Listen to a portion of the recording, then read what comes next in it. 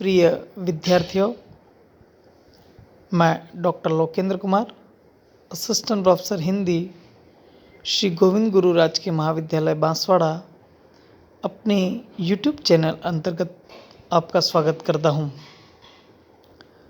गोविंद गुरु जनजातीय विश्वविद्यालय बांसवाड़ा प्रथम वर्ष कला हिंदी साहित्य द्वितीय प्रश्न पत्र अंतर्गत प्रस्तुत पुस्तक 5 नए एकांकी आपके समक्ष प्रस्तुत है।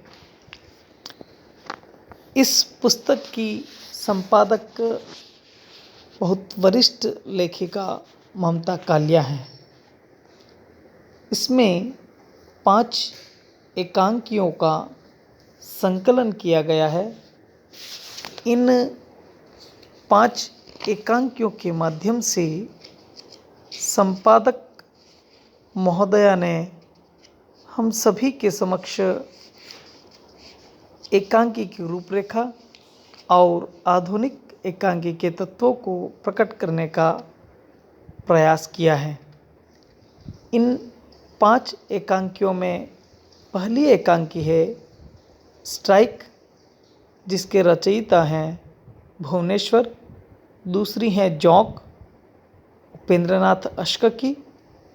तीसरी है भोर का तारा, जगदीश चंद्र माथुर की।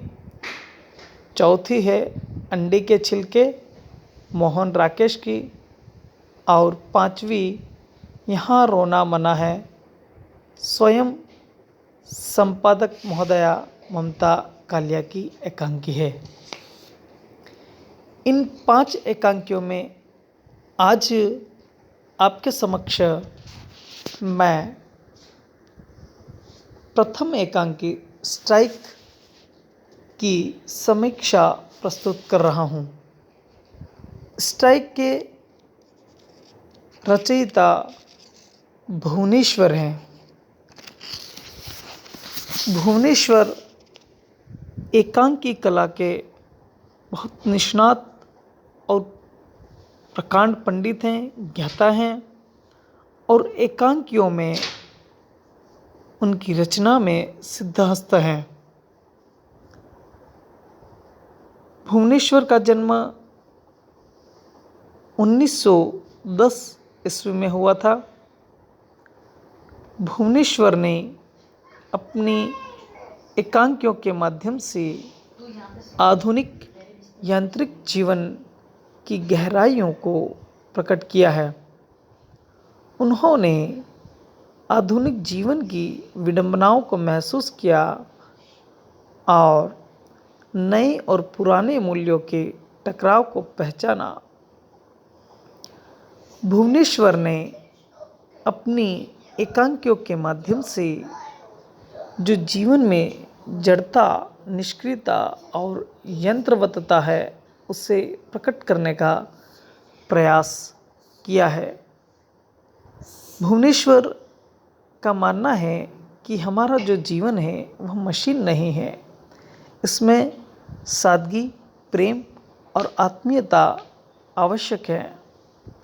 लेकिन आधुनिकता, शहरीकरण, यंत्रीकरण और हमारी जीवनचर्या ने धीरे धीरे हमारे जीवन को मशीनवत बना दिया है।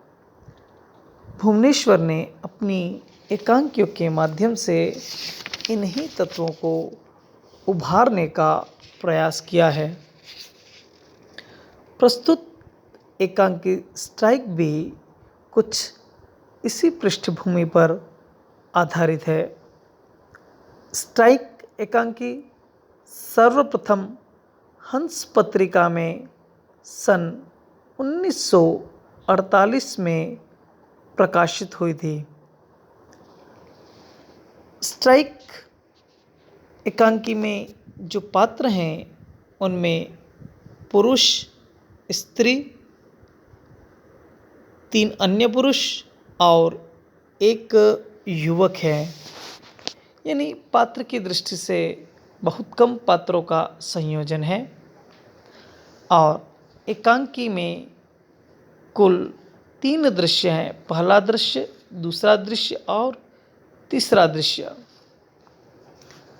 पहले दृश्य में पति पत्नी के बीच में आपसी बातचीत हो रही है और यहाँ हम देखते हैं कि उन्होंने पात्रों को कोई नाम नहीं दिया है।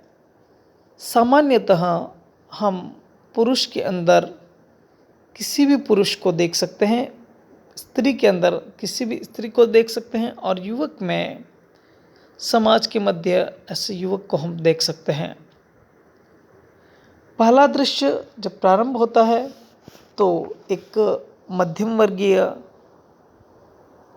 घर है और उस घर में पति और पत्नी अर्थात पुरुष और स्त्री दोनों हैं और चाय के साथ में इस दृश्य का आरंभ होता है। यहाँ स्त्री अपनी कुछ मित्रों के साथ में कहीं पर जाने की बात कर रही है। पुरुष चाहता है कि उसकी पत्नी जाए तो उनकी कार का इस्तेमाल करें, लेकिन महिला उसे मना कर देती है क्योंकि उसकी जो मित्र हैं वे सभी ट्रेन के माध्यम से जाना चाह रही हैं और उनकी जो मित्र हैं सरदार साहब की बीवी मिसेज निहाल हैं, मिस मित्तर हैं और वो स्वयं हैं। वो कहती है कि हम अंतिम गाड़ी जीआईपी जो है उसके द्वारा वापस आ जाएंगे और उनके आने का समय पुरुष लगभग बता देता है कि 10:15 पर जीआईपी पहुंचती है, यानी 10:30 पर मैं वहीं पे गैरेज पे कार रख दूंगा और तुम कार से आ जाना, साथ में कुछ सब्जी जैसा लेते आना, रोटी घर पे बन जाएगी और हम खा लेंगे। इस प्रकार उनकी आपसी बातचीत होती है। इस दृश्य में पुरुष पूरी तरह से वाकिफ़ है समय का, इसलिए पुरुष कहता है कि 10:15 पर तुम स्टेशन आ जाओगी, वहाँ से मिल्खा राम तक का रास्ता है 5 मिनट का, 10:20 यानी 10:20 तक तुम 10:30 तक तुम यहाँ होंगी, यानी 10:40 तक हम तुम इसी टेबल पर डिनर के लिए बैठे होंगे। मैं स्टेशन आ जाता लेकिन मिस मित्तर तुम व्यर्थ जलोगी। भद्दी हंसी हंसता है स्त्री पुरुष पर, जिससे इसका कोई असर नहीं होता।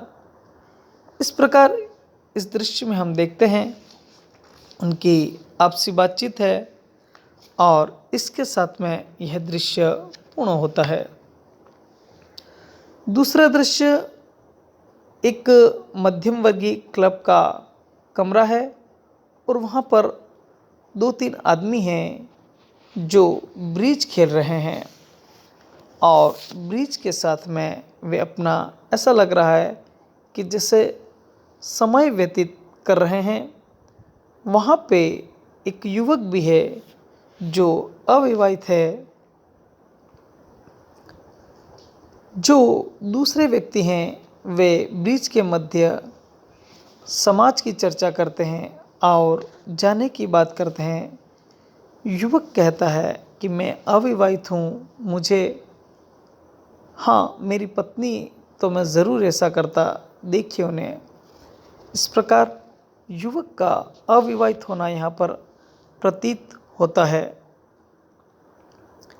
ये तीनों व्यक्ति आपस में कुछ देर ताश खेलते हैं और गपशप कर रहे हैं।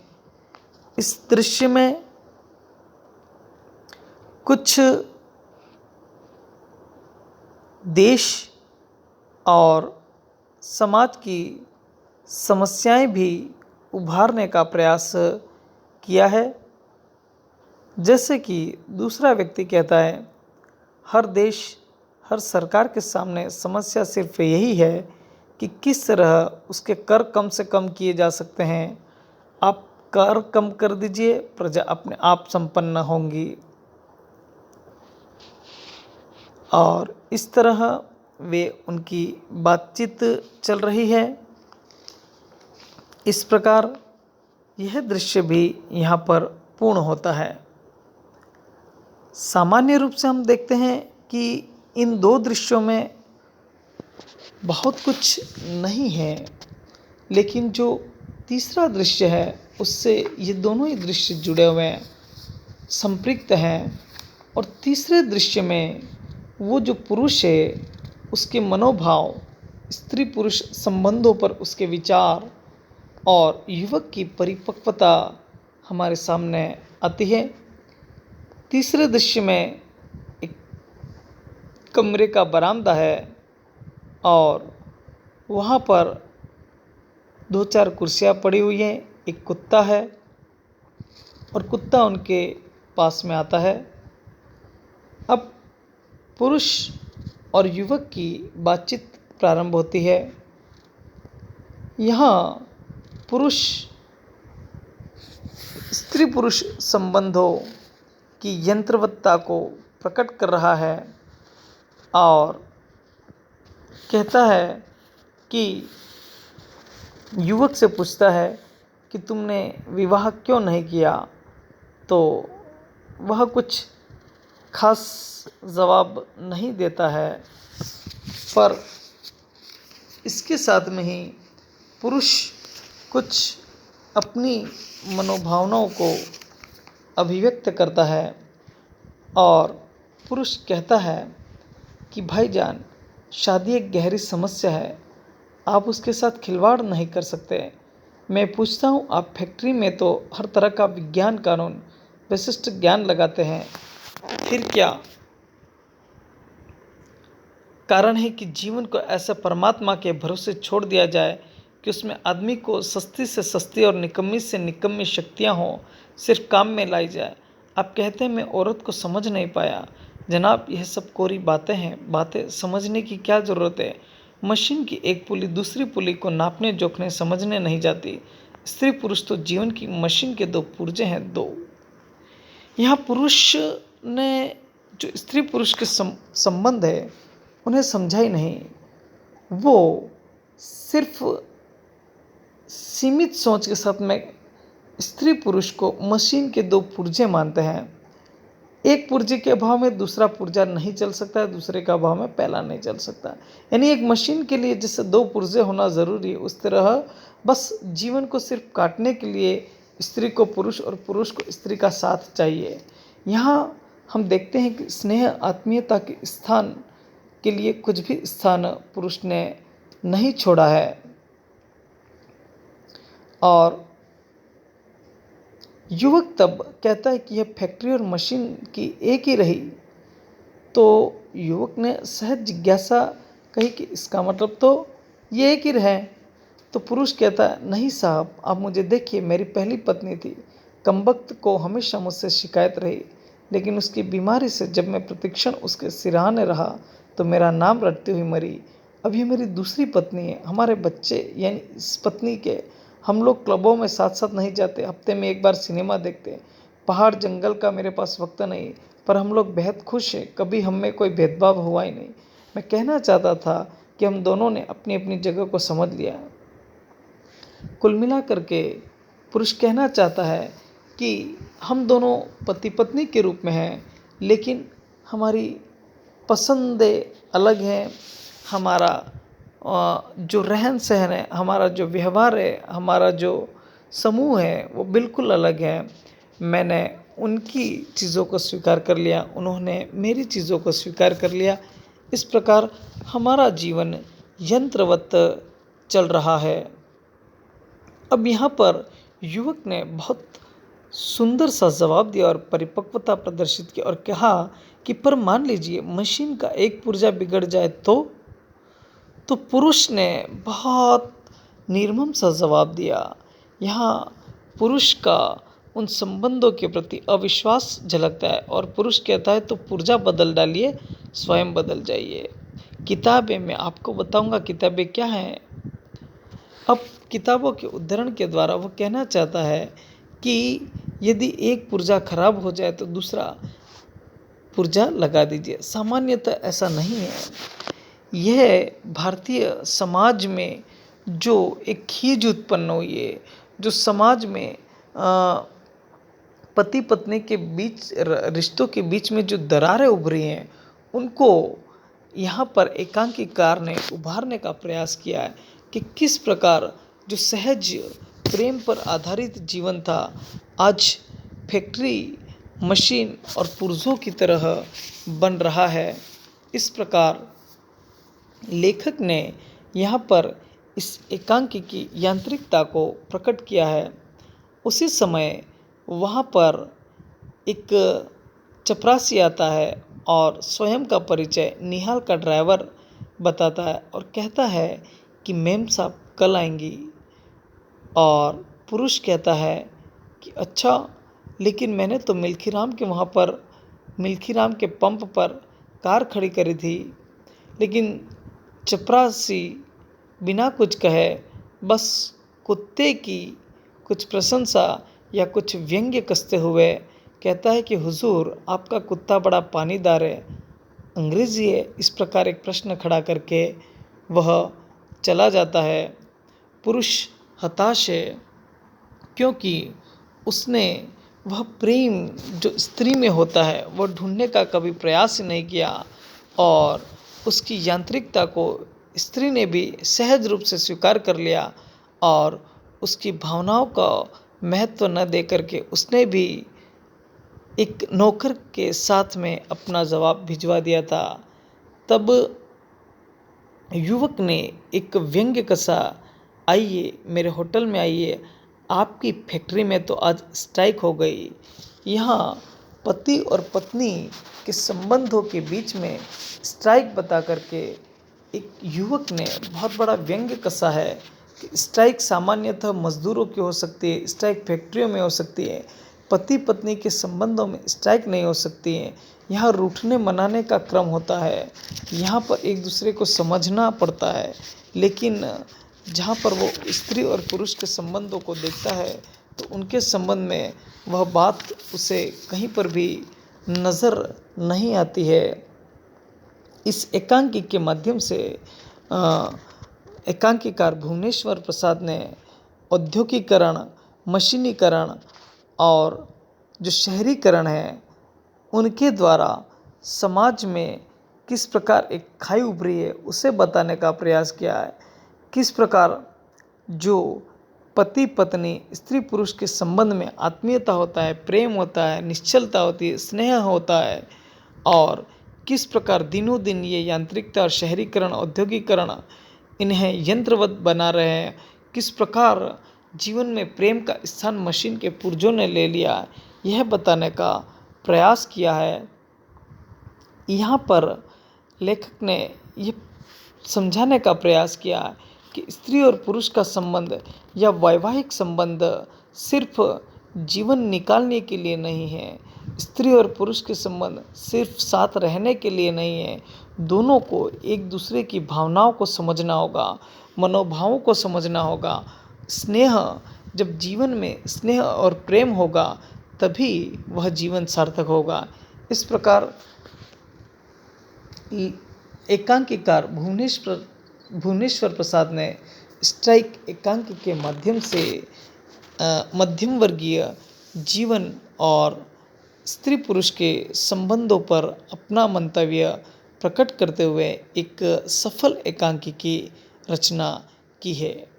यहाँ पर यह एकांकी की समीक्षा पूर्ण होती है। यदि आपको यह वीडियो पसंद आया है तो आप इसे लाइक कीजिए, सब्सक्राइब कीजिए और अपने मित्रों के मध्य इसे शेयर कीजिए। धन्यवाद।